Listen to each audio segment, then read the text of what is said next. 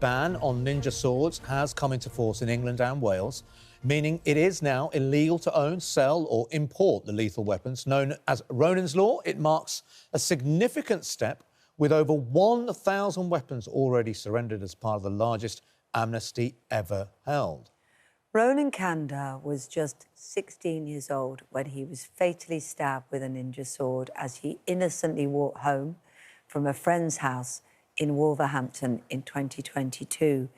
His mum, Pooja, and sister, Nikita, both bravely join us now. This must be... Oh, goodness. I mean, first of all, you're extraordinary to be here and talking about it, and we know nothing changes what you've been through and will carry on going through in the loss of Ronan. But this must be a strange moment in a way, because you've worked so hard to protect others, and yet none of it brings your beloved son and brother back. How are you feeling on this huge morning? It's a very bittersweet moment. A moment that no mother wants to be sitting on this, but I am here.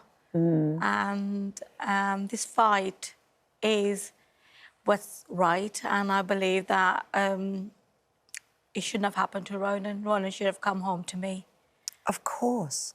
And I think, because we've spoken before, I think you said before that when you actually saw the ninja sword, which, I don't know, I've been looking at the images of similar weapons, you just sort of can't believe that that was available and the horror of it. Absolutely.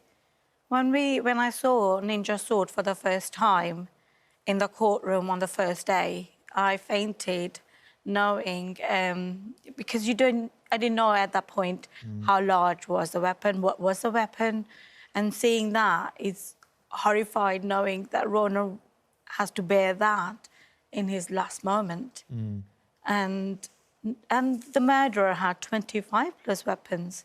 It wasn't just 1, 2 or 3. He was buying them over the period. Pooja, would you mind, and I know you've told this before, but just remind us, where was Ronan going on that day? What happened on that day? Because this is the saddest part. But no one deserves anything. But this is a completely innocent boy who's just going about his daily life. Yes. Ronan finished his GCSEs on Friday, and he asked me, Mum, can I go out with my friends as a treat? And I allowed it. First time he went to snooker, and he came back home, and he said to his dad, Dad, I'm going to go for 5 minutes to my friend's house to get a controller. And Dad for his game, for his games, So, he was on his way back from his friend's house when the murderer took him for somebody else. So the implication was that they were intent on causing harm, not to Ronan anyway, but intent on causing harm to someone. And, I mean, brutal, awful, bad luck that he was mistaken for the person they were aiming for.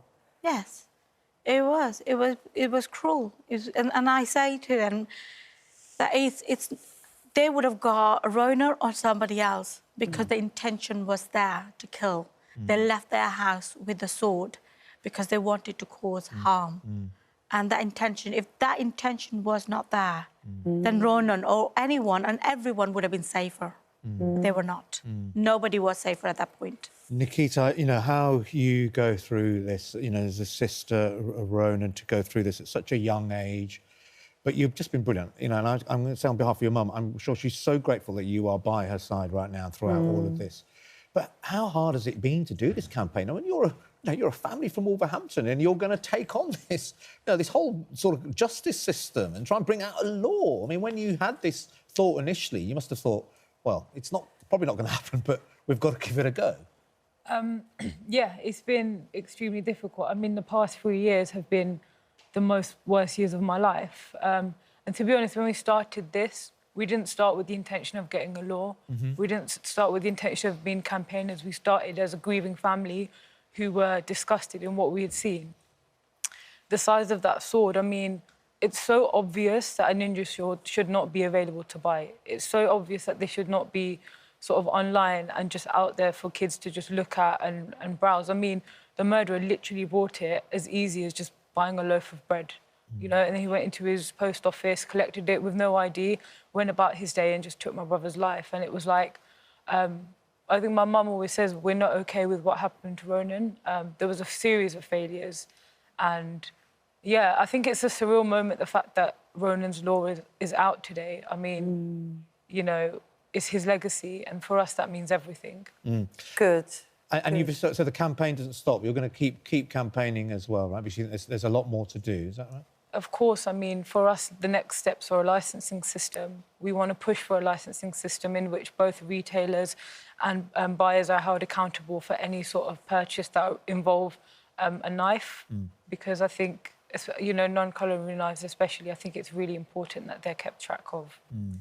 It's hard to imagine what that would be used for other than something devastating, isn't it? We know that there are people that collect these and put them on their wall, but to have them so freely available, were you shocked that it was even possible to get a sword like this? I was shocked. Like, I'll be honest with you, throughout the whole sort of period before the trial, we didn't know that, you know, these sort of weapons were available, machetes, swords, like, it's ridiculous.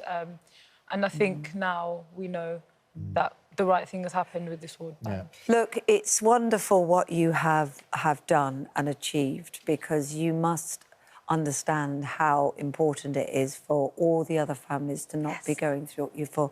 Shall we also, though, just celebrate Ronan a little bit? What kind of lad was he?